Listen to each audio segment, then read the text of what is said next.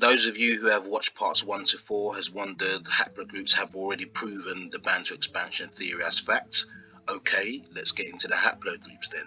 However, I do give credit to those who can see through these mainstream scientists who say that they are the fathers of African history and African DNA and African languages. Remember, they say that they are the fathers of us.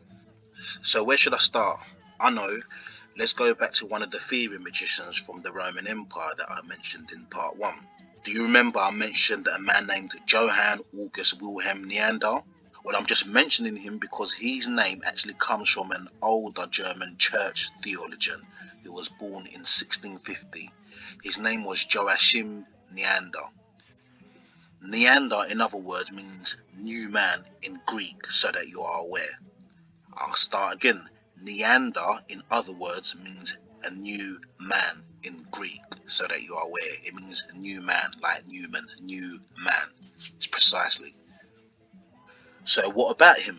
Well, in 1856, in a place called Dusseldorf in Germany, they found the bones of one of their distant cousins in a cave, and they decided to name this cave after Joachim Neander. The cave was called Neanderthal, aka Neander's cave. I repeat, the cave was called Neanderthal, aka Neander's cave. They eventually called the bones of their distant cousin the Neanderthal. Remember, Neander means new man. How ironic.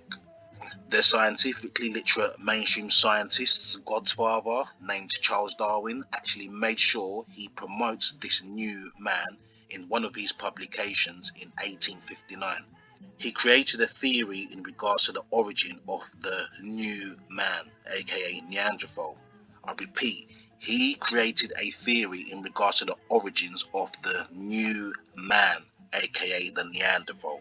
Following this, it appeared to the theory magicians of the time that their new man is not so new after all. So basically their haplogroup sciences basically suggest that their new man is around 430,000 years old. Wow, 430,000 science years old. Not so new after all. Oh, I forgot to mention the classification is not 100%. This has been contested. But we're not scientists, so anyway, moving on. Oh yeah, and I forgot to mention, this dating of around 430,000 years has been contested and it's not 100%. Oh, but we're not scientists, so let's just move on and not go into that anyway. Here is the phylogenetic tree, which includes the Neanderthal. If you can see at the beginning of the tree, there is a chimpanzee. So Darwin's theorized creatures in these charts are deemed to be ape-like creatures, just so you know. The transition from the ape-like creature to mankind started from their Homo erectus, who formed and had a population that formed into a European-looking man, as depicted in this tree. Or the German Europeans' new man, aka Neanderthal, as you can see at the end of the tree. What on earth has this got to do with the Bantu? Well, if you recall in part 3, don't forget, they said that ape-like creatures must have come from the Congo interiors. Let me make one thing clear to you, no indigenous Congolese comes from ape-like creatures. They and me are not no damn homo this, homo that, or homo nothing. We populate our indigenous lands by breeding with pure humans, initially with dark Nilo-like Sudanese hue, which is the only pure human prototype that can birth other colours within its own prototype. We do not birth ape-like creatures with wavy hair, with fur-like hair, or extremely thin noses and extremely thin lips. I don't know what happened in the 19th century, but the Europeans basically gained a fascination with higher criticism and studies on the Hebrew, which led them into Congo and led them to switching up their whole game and basically saying the indigenous Congolese people are closer to the ape-like creatures and the missing link between ape and man, and it's no longer them all of a sudden. Initially, when their new man, aka Neanderthal, was found in their cave, they had disputes that this cousin of theirs is not African. They made it abundantly clear that this cousin of theirs is not African. So remember, it's only in the 19th century they started to switch it up after they started investigating the Bible. So basically they wanted to make it clear that this cousin of theirs isn't African because they are nothing to do with Africans and they are not genetically connected with Africans, which I agree as well. Again, whatever happened in the 19th century when their age of enlightenment took flight, all of a sudden it was a fact that they came from Africa. But this time the most pure human they found in Congo forest are the closest to monkeys and not them anymore. Moving on. It is also important to note that the mainstream scientists have insinuated their paternal male Neanderthal ancestors is extinct now, therefore Africa is their only directions of home origins at the moment. And recently they've just reduced the amount of Neanderthal DNA that Eurasians can reach, which was 4% before this year. Now they are saying their Europeans can only reach up to a maximum of 2% Neanderthal DNA. This takes their Neanderthal DNA levels to be near indistinguishable with their East African groups who range the highest with Neanderthal DNA. Groups such as the Tutsis to the Habesha people and groups in Kenya down to Tanzania and some Nilotic groups by Uganda who have near enough the same amount of Neanderthal DNA now as the so-called Europeans. Also note their science states all mankind and humans are the same, as in we come from the same chimpanzee, otherwise we wouldn't be able to procreate. Just a thought I would put out there. So let me keep it simplistic as possible. Below is the Y-DNA chart to reference the bones they found around the world. A being the first, which will be the closest thing to the ape-like creature. I repeat, so A on the haplogroup chart for the Y-DNA, that indicates that it's the first closest thing to the ape-like creatures. A going all the way up to R, which leads up to the Europeans. Getting straight to the point, I will start with the haplogroup E, which is the haplogroup associated with the Bantu expansion. The mainstream scientific story that they granted for haplogroup E is that it came out of Africa into the Middle East and Asia, then back into Africa, taking a long route away around from Central Africa via Nigeria and then into Central Africa. But let me remind you, this migration is a theory based on their so-called findings, which seem to come around at funny times. They minimize their methods and details in regards to these migration theories for these haplogroups, but immediately is presented as fact to the main public. What I'd also like to let you know is it would appear nearly 100% of the so-called Bantus are E1B1A. I'll repeat. What I would also like to let you know is it would appear that nearly 100% of the so-called Bantus are haplogroup E or E1B1A. How convenient for them to also find the migration paths of this haplogroup to prove an invasion into Central Africa occurred up to around 3,000 years ago. Oh, and I forgot to mention, nearly 75% of the so-called pygmy race is also E1B1A. Yep, that's right. The narrative is the so-called Bantus raped all the fictional pygmy races, changing the paternal lineage of the so-called pygmy race, and the few that are left are haplogroup A and B. This means within around 12,000 years, the male children of the so-called pygmy race became short. So it took them around 12,000 years to become short if there was E1B1A in the first place. But these same scientists said that the taller stature is not good for forest living. So I don't know how they survived for those thousands and thousands of years before they became short again with the E1B1A haplogroup. Make that make sense? What's interesting is these studies are only carried out amongst a few select groups and conflated to the maps and graphs I'm showing you. So it looks like it's a whole population. So they're just carrying out tests amongst isolated groups and conflating them to make it look like the DNA for the whole Central African population. And they haven't even tested other Central Africans. Here is an example of one of the procedural studies in a dying attempt to substantiate the pygmy race and uphold the Bantu expansion lie. As you can see, it's a few isolated so-called pygmy groups from Cameroon regions, and the majority of the comparisons are done on Cameroon ethnic groups. But they will conflate this in fancy scientific looking charts to make it appear like it's all of Central Africa that this is reflective of.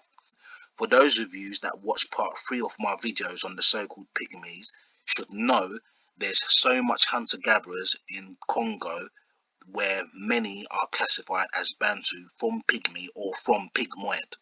I'll repeat, so for those of you that watched part 3, do remember there are so many hunter-gatherers in Congo that are now classified as Bantu, whilst before they was classified as pygmoid or pygmy, but mostly pygmoid.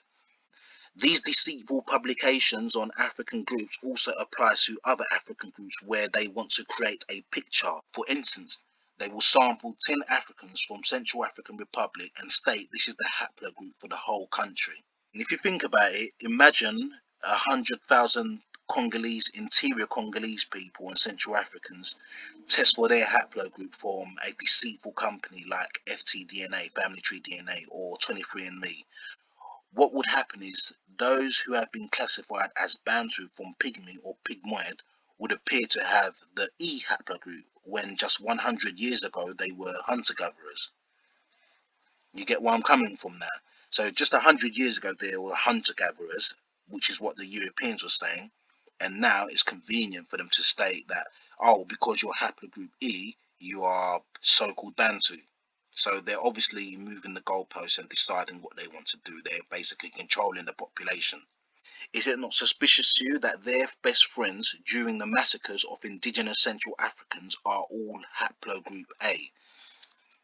I'm basically speaking about all the Khoi and San and East Africans who they have classified as their Caucasian cousins, because they did classify some of the Khoi San as closer to them. And contrary to mainstream belief, are you aware that they have found some Eurasian DNA in some Khoi San groups? I want you to think about that.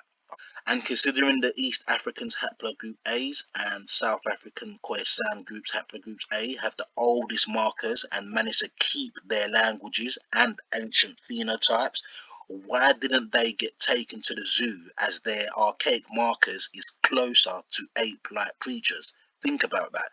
They are the ones that are closer to haplogroup A, which is closer to the ape-like creatures, but they didn't get taken to the zoo. How did the ape-like creatures end up with another haplogroup, B or E, undergoing alleged mixing or mutations from Eurasia, which made them metamorph into an ape-like creature? Remember, I showed you about Otobenga and the other groups that they was also calling Twa in America. They basically literally said these are the Twa groups that came from Congo, and they displayed them in a zoo. Remember, today they would be haplogroup B or haplogroup E. So they are saying that the ape-like creatures are haplogroup E. So they need to decide. So basically, these scientifically literate people today, they need to decide who is closer to the ape, the haplogroup E or the haplogroup A. Are you aware that haplogroup E is one of the most debated in origins? Funny, isn't it? The haplogroup attributed to the Bantu expansion is the one that seems to have the holes due to mainstream scientists' desperate attempts to place it outside of Africa to make the whole indigenous Central Africans look like foreign invaders on their own land. Haplogroup C being the predecessor of haplogroup D, guess where most of haplogroup C has been recorded? In Eastern Europe. The mainstream scientist has hypothesized that the D haplogroup went to Eurasia where it arrived, and then it went back to Northeast Africa around 70,000 years ago, which is when it turned into haplogroup E. What is it with Europeans being the father of interior Central Africans, being the father of our DNA, being the father of our haplogroups, being the father of our studies? I don't get it. Australia is also mostly haplogroup C, and then haplogroup D is mostly in Asia. Remember, E is almost 100% Bantu. The phenotypical traits of Australese and Eastern Europeans metamorphed into nappy-haired Central Africans over the course of time. So that's what they're basically saying.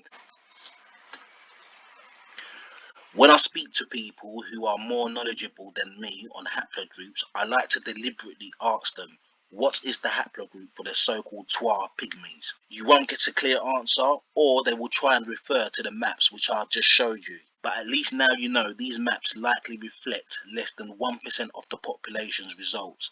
And they are probably results from groups that live closer to the Cameroon coast, but they are representing it as the whole of Central Africa. And I am telling you, they have not sampled our so-called hunter-gatherer groups. They are basically specifically sampling isolated groups and conflating it to represent the whole of the groups. Remember, in part 3, I showed you a map of where the so-called pygmoids are, and it showed that they spread from the interiors of Congo all the way to Namibia. I came across work from a man named Anatole Klasov from Eastern Europe, and he's basically been classified as pseudoscience. And for me personally, I reckon he's been classified as pseudoscience because he went against the grain and basically insinuated that Europeans and Africans aren't genetically the same, which I agree with him. But obviously that's going against the grain of the mainstream narrative. And not only that, he basically argues the out of Africa theory. Me, but I personally don't believe that. I don't believe in the out of Africa theory. I don't believe pure humans from the interiors of Africa can birth something that can mutate into a European looking person. I don't believe that, but that's what mainstream science wants you to believe.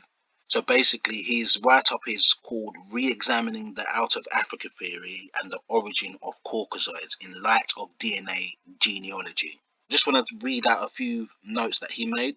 The concept was based primarily on the premises that Africa possesses the highest variability or variance of the human DNA and its segments.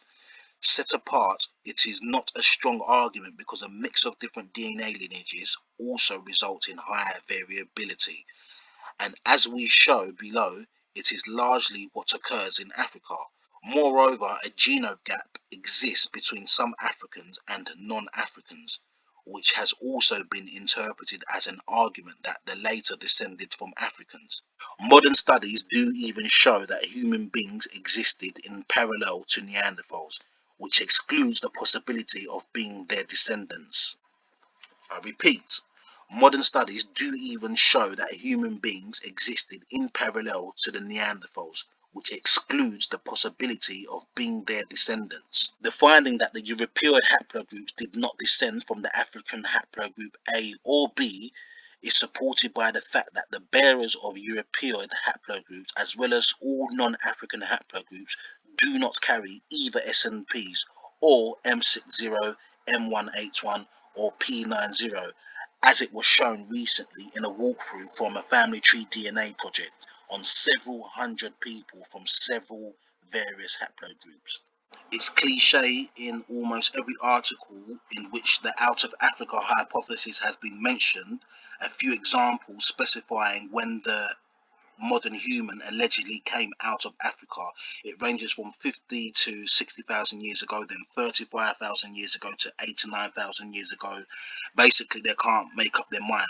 And then it goes on further to say that In fact, however, none of these authors seem to actually have calculated or otherwise obtained the numbers that they have cited. Besides, at this point, there is no methodology which can calculate those numbers. The numbers are taken from thin air, cross-cited in dozens of articles.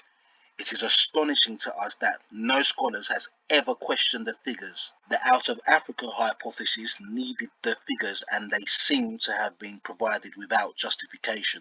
And he even says it is astonishing how scholars haven't even questioned the figures.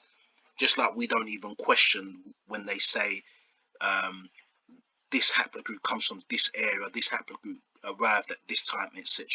Nobody questions it, we just take it as fact. And he also makes another good point. He says that it is interesting to note that SNP M91, long considered an African SNP, has recently been reassigned by the ISOGG to a non-African haplogroup in 2012. This move may have been an attempt to keep the nomenclature in line with the out of Africa hypothesis.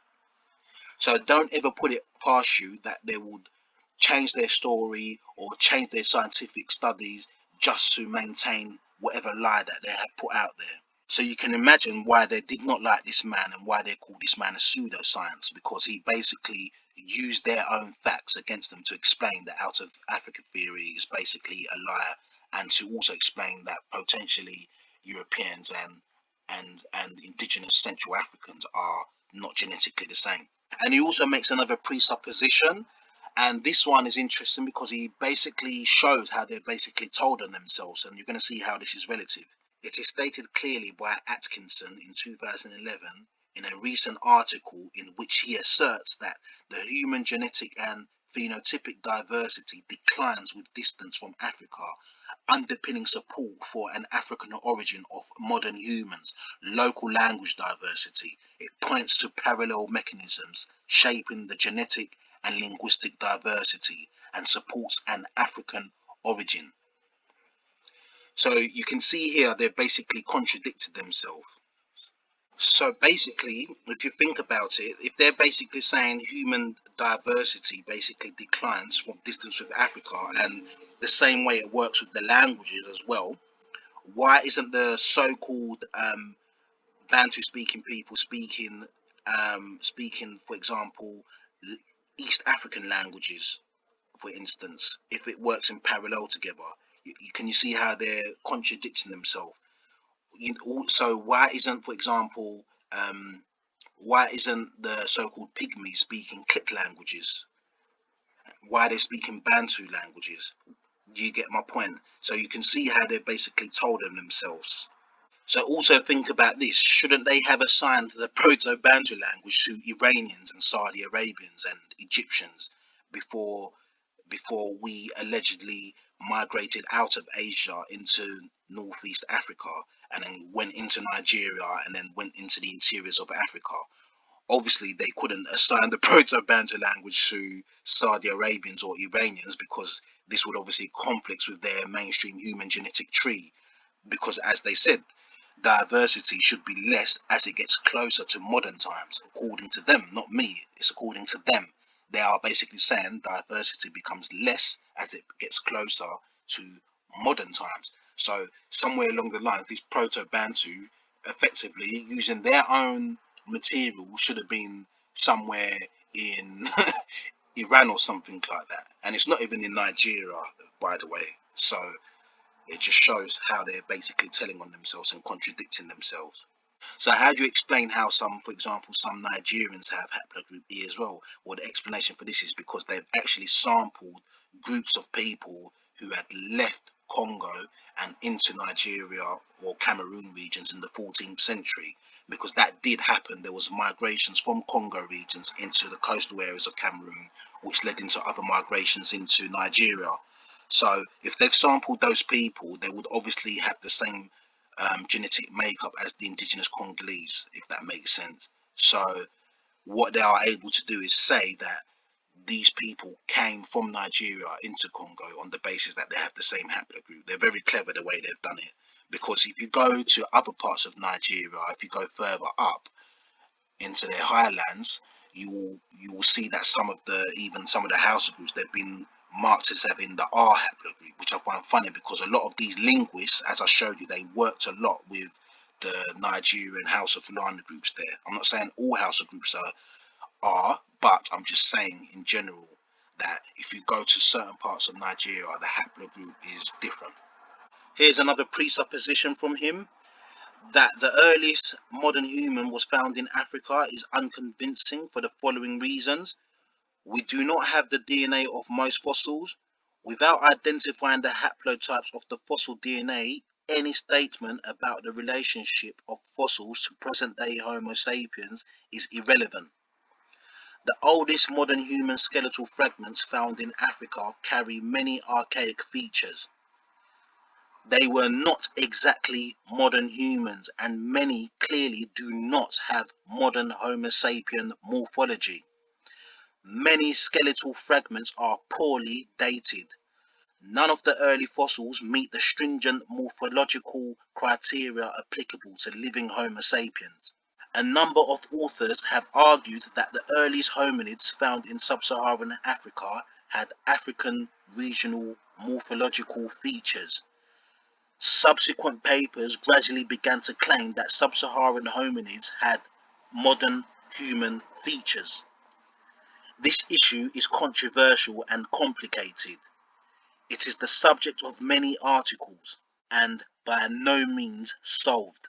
The modern humans could have migrated to Africa from elsewhere. If our ancestors could have migrated out of Africa, they could equally well have migrated into Africa. Few modern skulls older than 20,000 years have been discovered in Africa of Ethiopia. One of the oldest is from Hofmeyr, South Africa, dated to 36 plus 3,000 years ago. Still, it displays some archaic features, although it is the age or even slightly younger than the bones of modern humans of 38 to 45,000 years ago. Also noted that the earliest authors were careful in their descriptions of the origins of Africans and non-Africans. They did not claim that one group descended from the other. I repeat, also noted that the earliest authors were careful in their descriptions of the origin of Africans and non-Africans. They did not claim that one group descended from the other. For example, Nye and Tekazaki in 1996 wrote, "Our results indicate that Africans are the first group of people that split from the rest of human populations, and the root of the human population tree still remains unresolved." This is in 1996. The above is only a brief account of controversies in the anthropology of man and about the alleged African origin of Homo sapiens. In this study, we focus mainly on the DNA evidence propounded to support the out of Africa hypothesis. We have found that none of the evidence is convincing.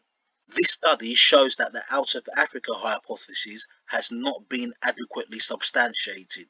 The common assertion that anatomically modern humans came from Africa some 70,000 years ago has never been convincingly calculated or obtained otherwise. The out of Africa hypothesis has never been proved.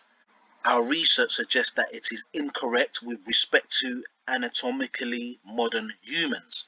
And you can imagine why they basically didn't like him or called him pseudoscience, with obviously the fact that he used their own facts or their own deemed facts to basically to show that they're obviously contradicting themselves.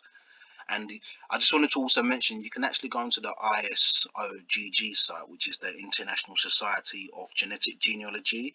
They even make a note, which I found interesting. They actually specify that not all the testing companies offer SNP testing, and consequently their customers' haplogroup predictions are sometimes inaccurate. And this is on wire DNA. So I'm just letting you know. So be careful of promotions about, African haplogroups or migration theories, and people pushing these migration theories attached to these haplogroups. they could potentially be made up stories. And going back to haplogroup E, which obviously there would be contradictions because they had to maintain the Bantu expansion lie. So you can see that they have issues with dating.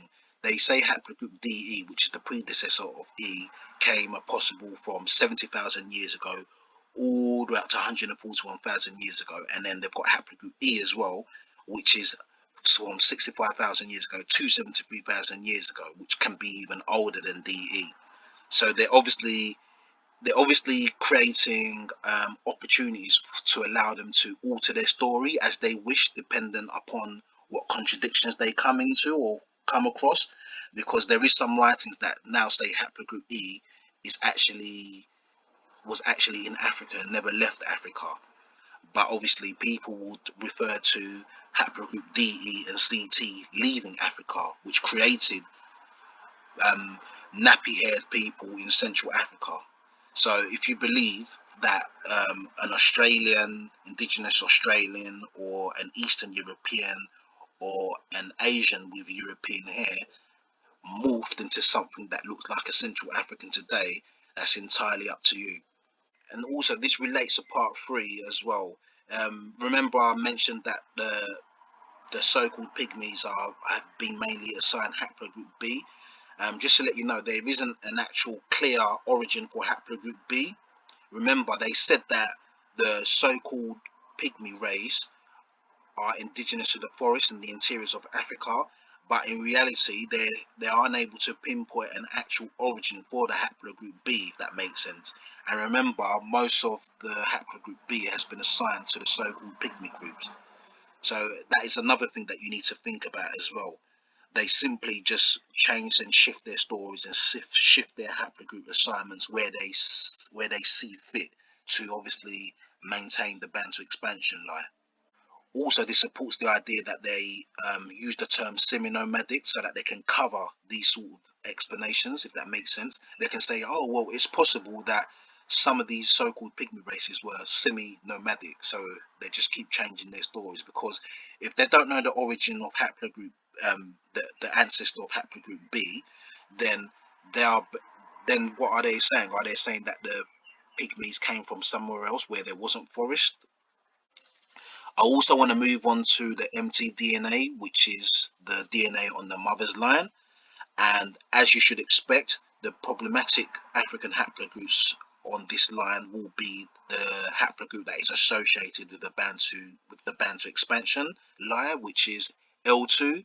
So you should already get the pattern now. That is the issues that they are going to have because they are trying to uphold the line. I came across a scientific report which explains some of my suspicions. They basically go on to say Uganda represents currently the major gap for mtDNA sampling, and since it lies in transition between Nilotic and Niger-Kordofanian languages, it could provide valuable insights on the dynamics of the Bantu and non-Bantu populations in the Great Lakes region. There is, however, Y chromosome information for Uganda, but only regarding Nilots. That is on purpose. You don't need to be a rocket scientist. If you're Central African, you should really know, especially with what's happening in Ituri. They obviously don't want some information to come out where they either contradict themselves or they have to create another lie which contradicts one of their other lies. This is from the 23andMe blog, and here they're basically speaking on the L1C haplogroup. And they give their cover stories to suggest that there's different pygmy groups and some spread from older pygmy groups 50,000 science years ago, hence why some groups look different. You know, those sort of cover stories to make it look like there's a pygmy race. In their blog, it goes on to say about 12% of African Americans carry mitochondrial DNA lineages belonging to haplogroup L1C, which indicates maternal ancestry somewhere in the Congo basin and surrounding areas, but not pygmy ancestry per se. A confirmed assignment to L1C1A, the odds are that the maternal ancestry of an African American individual in haplogroup L1C traces back to farming rather than pygmy populations. Like 23andMe and other companies, what they do is they make Nigeria host Central African groups. So it makes the Bantu expansion lie looks plausible. What ends up happening is somebody will be autosomally Nigerian for the most part, but they will have this haplogroup assignment which is affiliated with the Congo basin. And the explanation for this is what I'm telling you, is what I said before. They've basically sampled groups of people along the coastal regions of Cameroon who ended up going also as far as Nigeria, that actually came from Congo probably around the 14th century. The reason why they're saying that their L1C goes back to farming is because they don't want to have to make up another lie that suggests that the so-called pygmy races also lived in Nigeria. They'll have to make up a whole new lie. They'll have to create new bones underground to dig up and give false dates to create another hypothesis to suggest that there were also so-called pygmy races in Nigeria. So just to give you an idea how far they would go to basically uphold their lies. And I find interesting, I think this person is from Cameroon or has some sort of pygmy lineage. They basically, this was around 6 years ago by the way, they basically said that 23andMe needs to redo their research, because according to them, their haplogroup is L3B1A, but they basically downloaded their entire genome to a site in a university, basically a genealogy website, and an overwhelming amount of their African blood was basically Mbuti and Bayaka pygmy. It's quite apparent that they obviously hide what's appearing in people's DNA or misleading people to think that something else is in their DNA so that they can uphold the Bantu expansion line. And remember, just like haplogroup E, there's major problems with haplogroup L2, which is part of the Bantu expansion. But if you look at this chart, you can almost summarize where some of the issues are and where they made accidents in trying to maintain the line. For instance, where you see where it's mostly green, that is mainly in Central Africa, and where you see where it's mostly green as well, it's in West Africa. But remember, there's two types of greens, and I will get into this in a moment, and you will see how this comes together. So I just want to quickly show you this. I'm going to go back to this. I just want to quickly show you this. Remember, there was two different greens, and this is an example. It says here the basically the major L2 line originated in West Africa, and as it started to go down, it started to go into Central African groups. And this is the contradiction, because it's basically showing that these L2 groups from West Africa, as far as Gambia, managed to make their way all the way into Central Africa, to the point where so-called pygmy groups now have these West African origin haplogroup assignments, if that makes sense. And you're going to see how this all comes together with the contradictions. I came across a write-up on the American Journal of Human Genetics. It's very, very important, because this basically kills the whole lies, and basically will open up your eyes to actually realize that there is obviously something going on. This write-up was basically called, or the article was basically called, Estimates of Continental Ancestry Vary Widely Among Individuals with the Same mtDNA Haplogroup.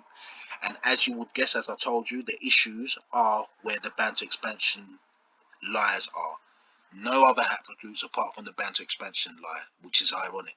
So basically they've written, although it is well known that the ancestry inferences using mtDNA haplogroups and those using genome-wide markers are frequently discrepant, little empirical information exists on the magnitude and scope of such discrepancies between the multiple mtDNA haplogroups and worldwide populations. Something to think about.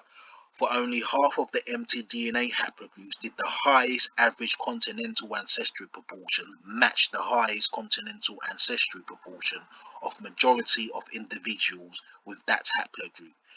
Prediction of an individual's mtDNA haplogroup from his or her continental ancestry proportions was often incorrect. Collectively, these results indicate that for most individuals in the worldwide population, sampled mtDNA haplogroup memberships provided limited information about their continental ancestry, or continental region of origin. And here's an example of one of the charts, and you can see some contradictions already coming up here, as you can see. And I've said it as well in another video on identifying Central African DNA. What they usually do is they don't sample indigenous Central African people. They'll just sample an isolated so-called pygmy group, and they will sample a Luya group from Kenya.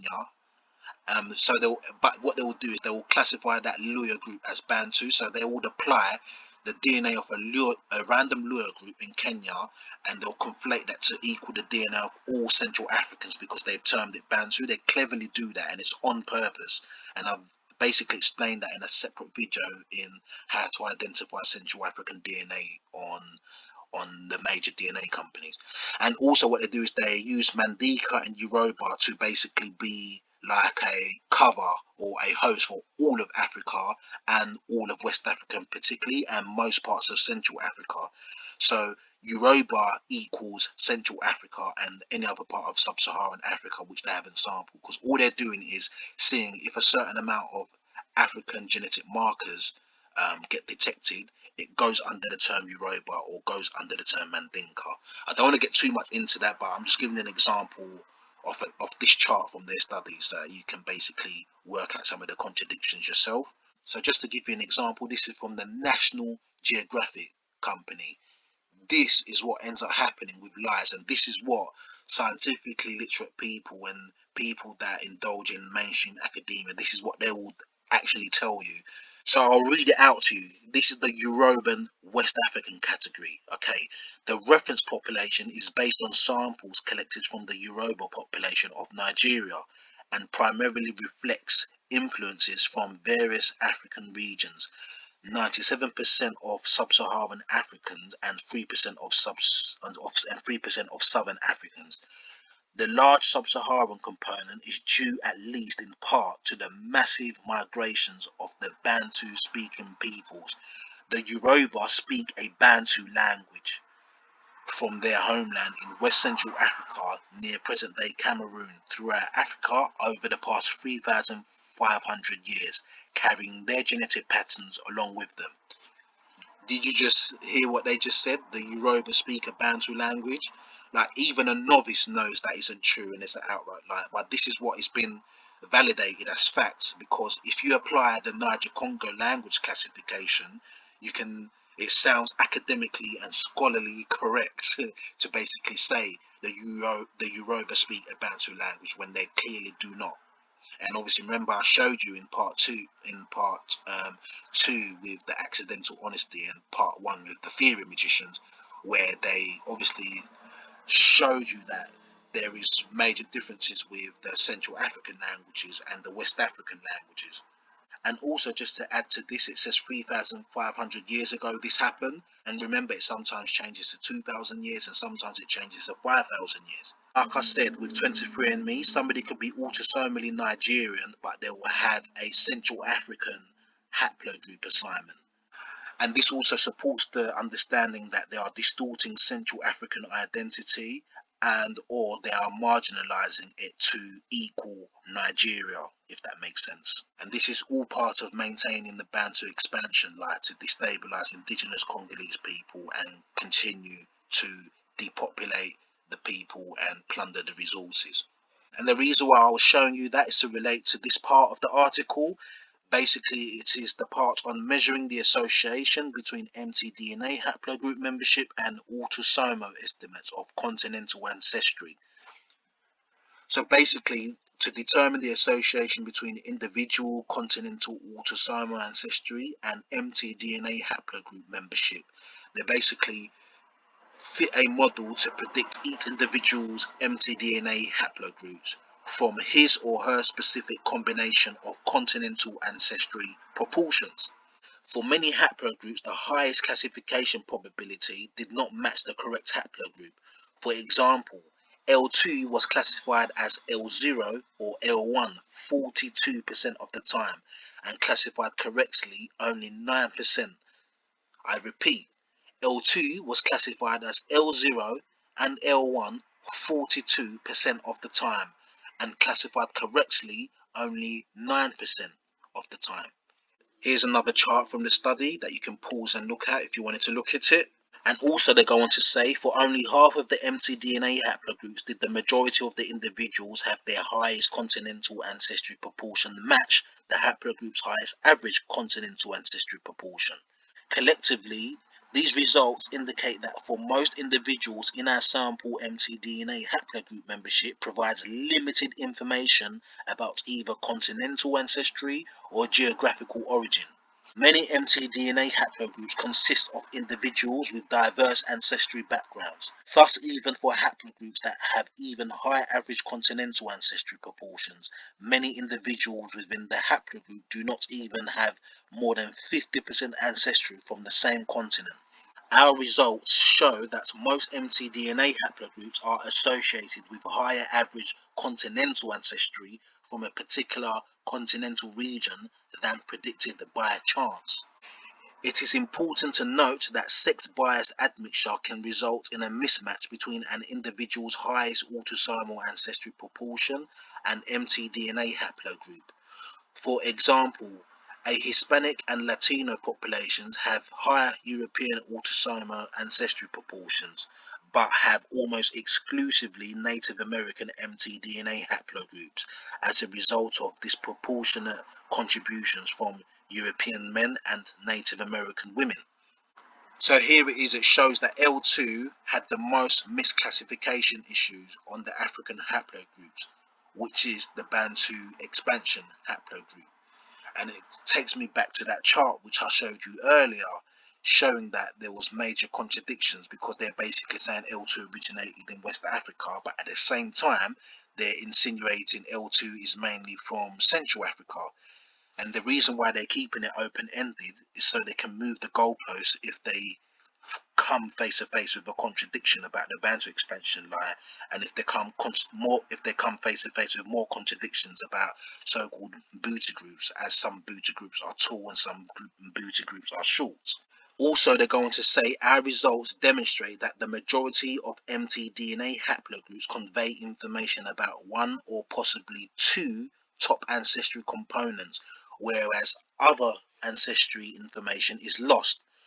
Accordingly, most mtDNA haplogroups that are assigned to a continental group, e.g. an African haplogroup or a European haplogroup, offer an incomplete picture of the complexity of continental ancestry within an mtDNA haplogroup. Effectively communicating this complexity to a consumer or the public possesses a substantial challenge, and failure to communicate this information could perpetuate misinterpretations.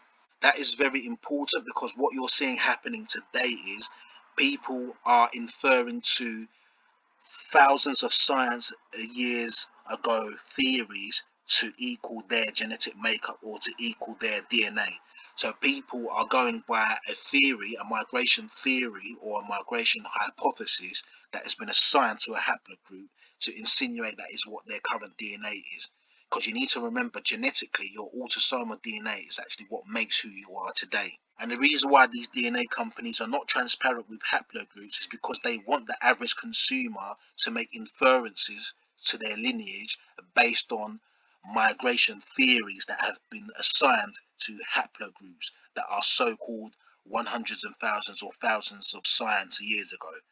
That's why today you have people saying, oh, I have a West African haplogroup, I have a Central African haplogroup, I have a South African haplogroup, I have an Australian haplogroup, my ancestors came from Australia, when that haplogroup could very well be a lie or could be misclassified, or you don't know what story or information they've applied to that haplogroup. You're just subscribing to that story and you don't know that it's not conclusive because the DNA company hasn't been transparent with you enough for you to know that it's not conclusive. Overall, our results question the validity of making anything but fairly crude inferences of continental ancestry on the basis of most mtDNA lineage tests, these haplogroup tests I'm speaking about. And think about it, the haplogroup that is associated with the Bantu expansion has the most issues with it. And imagine making inferences to that. The limitations of lineage-based ancestry inference should be acknowledged by researchers and made explicit to consumers of commercial ancestry testing products. Although this might merely bolster direct-to-consumer justifications for independent ancestry inference using ultrasomal markers, we think it highlights the continued development and refinement of guidelines for genetic ancestry inference. So basically, people need to change the way they're actually reading these DNA companies. Hence why, specifically for our people, I basically made a video for how to identify Central African DNA with the major companies, or what's the best DNA company to use for Central African DNA. Finally, it also suggests that the additional consumer education is required for more fully understanding the relationship between lineage and autosomal-based ancestry testing. I repeat, finally, it also suggests that the additional consumer education is required for more fully understanding the relationship between lineage and autosomal-based ancestry testing. So they are effectively saying the same things I have been saying as well. And you don't need to be a scientist or anything like that, as I am certainly not one. And it takes me a long time to understand some of these things because I'm a bit slow, and I sometimes have reading and writing difficulties. So it doesn't take a rocket science to figure out where the lies are, especially when obviously you're speaking on your people. You should know where the lies are, because what's happening is you're having these different people all speaking for our people except us. So you need to be conscious of that. And another one of the arguments is some of the scientifically literate people that are probably watching this, looking for holes, they may refer to mutations. Have you ever noticed in our day of life we have not seen not one thing that's in the process of mutating in the last 500 years? There's nothing been recorded as mutating in a sense where they're morphing into another population, because it's convenient for them to say an Australian with 3A type of hair evolved into a Asian with 2A type of hair in Asia that migrated into Northeast Africa and metamorphed into a population in Nigeria that had 4C hair that then migrated into the interiors of Central Africa and invaded a so-called pygmy race. It's convenient for them to say this happened thousands of science years ago because nobody was there to witness it.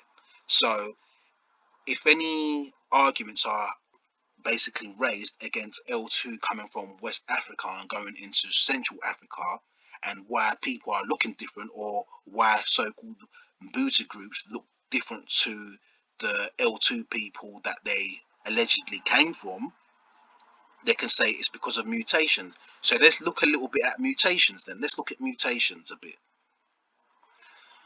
So here it's on us. So this is from sciencealert.com. They specifically make it clear that we do not wish to alarm you, but your mutations just aren't what they were a million years ago. How convenient. By comparing genetic changes in the offsprings of various primates, researchers have determined that the mutation rate of humans has slowed. How convenient, since we parted ways. However, there have not been any good estimates of mutation rates in our closest primate relatives, their closest primate relatives. So this is from the sciencealert.com, is basically an article on modern humans are mutating slower than ever before. And what they would also go into is that people are phenotypically changing because of climate change. What you may also see these scientifically literate people try to do is make inferences to climate change, making people's morphology change or their skin color change. And I don't believe that's true, because some of the populations above Canada, they have quite brownish skin, and till now we're not seeing their skin turn lighter and lighter and lighter due to climate change or anything like that, because they said that they came from Siberia originally, and other theories as well. But I'm just giving you an example to not follow these lies. And I also came across a write-up from Oxford Academia, which the scientifically literate people and people that indulge in mainstream academia will not be in a rush to tell you or show you. And this was based on molecular biology and evolution category. And the write-up was basically called, well, the article was basically called African Haplogroup L mtDNA sequences show violations of clock-like evolution. Wow, think about that. As I've been saying all along, the issues are with the Bantu expansion lie, and the reason why there are these issues because they are trying to hold up the Bantu expansion lie. There's too much consistent issues. So let's go into what they've been writing. 96 mtDNA sequenced African haplogroups L1, L2 and L3 was analysed to determine if mtDNA has evolved as a molecular clock. Tests were carried out and the evolution has not been clock-like, neither for the coding or region in the mtDNA African haplogroups. Remember which haplogroup is the one that's problematic? Yep, it's L2, the one associated with the Bantu expansion. Haplogroups L2 mtDNAs showed violations of molecular clock under all conditions and in both the control and coding regions. In the clock test of individual L2 subclades, the L2A sequences showed a marked violation of clock-like evolution within the coding region. In addition to the L2A and L2C branch lengths of both of the coding and control regions were shorter relative to those of the L2B and L2D sequences, a result that indicates lower levels of sequence divergence. The results of the clock test, the network analysis, and the branch length comparisons all caution against the use of simple mtDNA clocks. Remember I showed you that L2 chart where it shifts from West Africa into Central Africa because they're effectively telling you they don't know, or they want to move the goalpost as they see fit if they run into any contradictions. So this article is basically also explaining why there are issues with haplogroup L2. A man named Tironi et al. In 2011 analysed a small set of complete sequences from the African L2 mtDNA haplogroup, and they observed a violation of clock-like evolution. Tironi et al. In 2011 analysed a small set of complete sequences from the African L2 mtDNA haplogroup, and they observed a violation of clock-like evolution. In view of the reliance of phylogeographic studies on human evolution and population dynamics on the mtDNA clock, especially one based on control region evolution, the accuracy of such a clock is a subject that will benefit from further analysis and refinement. So remember, this is in 2011. These scientifically literate people, they're not going to be in any rush to tell you about this at all. We have recently analysed a set of 560 mtDNA coding region sequences and shown that selection has influenced the evolution of the human mitochondrial genome. As a follow-up to those studies, we report here our test of clock-like evolution in African haplogroups L mtDNA sequences. The results are complex and they argue against any simple mtDNA clock for timing of events during human evolution. I repeat, the results are complex and they argue against any simple mtDNA clock for timing events during human evolution. So remember that when you have scientifically literate people boasting on about timings of events, estimates of events, remember that. A human mtDNA sequence, usually from the L0A subclade, has been used as the outgroup for the studies reported here, rather than a non-human primate mtDNA sequence. For comparison, a man named Ingman et al. In year 2000 used a gorilla and a chimpanzee mtDNA outgroup sequences in their clock tests, whereas Tironi in 2011 used an L0A outgroup sequence. They used a chimpanzee to demonstrate human evolution in their science. These results and the previous evidence that haplogroup L2 subclades evolve at different rates suggest clock violations may be more severe in some African mtDNA clades than in others. I repeat, these results and the previous evidence that the haplogroup L2 subclades evolve at different rates suggest clock violations may be more severe in some African mtDNA clades than in others. Personally, the way I just read it is they just simply made up outright lies. That is what they literally done. They have to make up outright lies if they want to long-term distort the identity of Central Africans.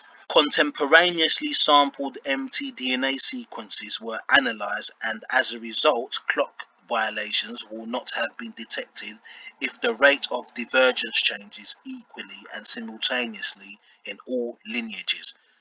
Such an evolutionary scenario is plausible when all lineages occur in a single population and if population size changes at some point in time. The evolutionary history of African mtDNA is complex and not yet well understood. I repeat, the evolutionary history of African mtDNA is complex and not yet well understood. While population effects might have contributed to the clock violations among the haplogroup L2 mtDNAs, the complexity of the results argues against a simple explanation. So even if they try to say that there was different population mixing which caused a violation in the clock, the complexity of the results argues against such a simple explanation.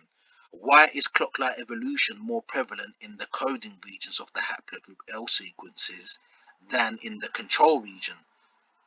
A man named Shurp and Heen have shown that violations of clock-like evolution can be caused by recombination. Okay, recombination. But the preponderance of evidence argues that human mtDNA is clonal and that it behaves as a single linkage group. So they can't have it both ways. They can't in one hand say recombination and another hand say that the mtDNA line doesn't change at all. Phylogeographic analysis of mtDNA sequences is widely used to study human evolution and population dispersal.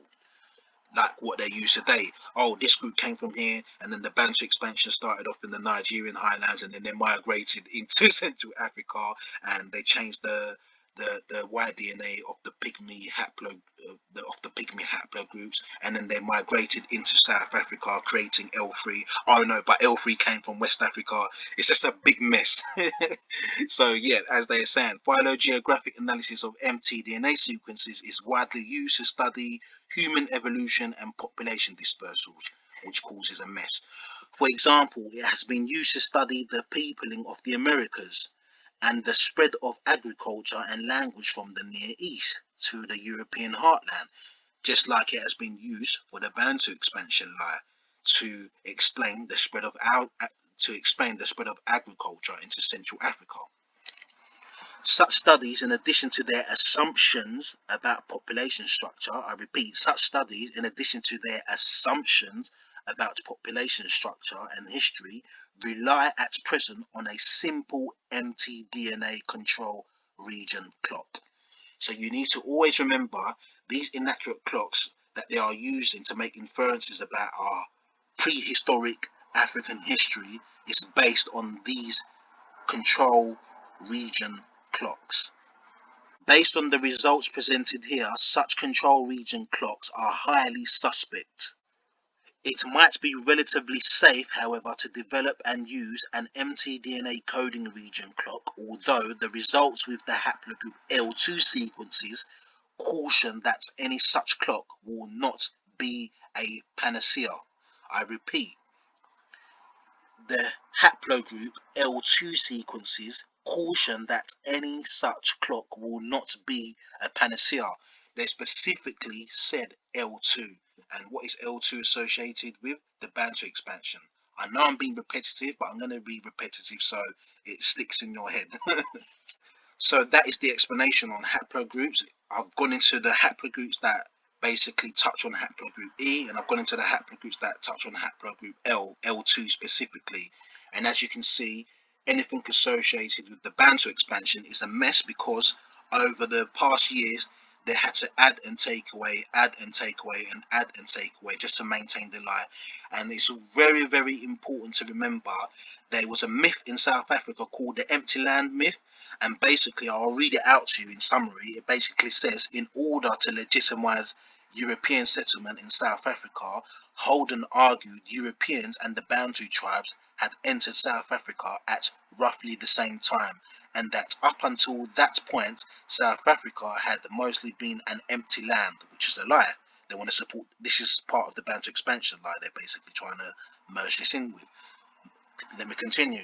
The theory outlined by Holden claimed that the Bantu had begun to migrate southwards from present-day Zimbabwe at the same time as the Europeans had begun to migrate northwards from the Cape settlements, with the two movements finally meeting in the Zerveld region between the Sundays River and the Great Fish River.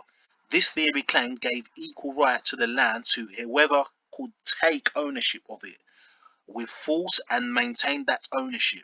There were therefore no original inhabitants with an original right to the land, only two migrating groups who had equal rights to claim to it. So if you can't read in between the lines of that, then I don't know. I don't know what you're thinking. This is how far they went to make these sort of theories. What they want you to think is the earliest haplogroups are these groups, which are closest related to ape-like creatures, and they metamorphed into groups that look like this, and then they metamorphed into groups that look like this. So I don't personally believe that, for example, these sand groups morphed into these groups that look like this, or vice versa. I actually don't believe that.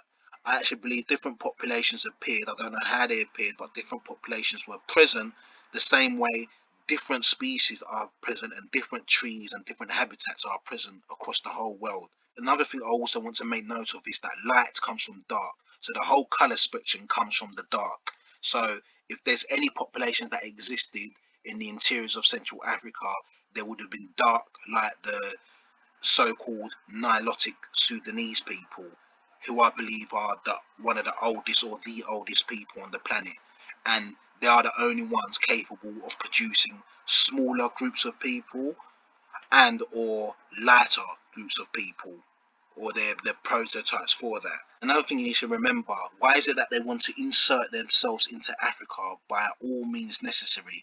They even went as far as stating that they are the Egyptian. Remember, they even went as far as stating that there is a lost white tribe in Africa, which is their cousin, which they later called the Hamites and the East Africans and the Northeast Africans. You need to also remember, even in America, an African American man created the recipe for Jack Daniels, and they've inserted themselves into that history as well by making it appear like this was Jack Daniels' recipe. You know, I can go on and on and on and on. They even say that there's no such thing as European anymore. Everybody's African. There's all these crisis actors pretending to act like they are Africans. There's these celebrities pretending to act like they're of African descent. When people are blabbering on about these charts, you need to remember that the German Neanderthal man, aka the new man, comes before the haplogroup A, B, C, D, leading all the way up to R. Remember that.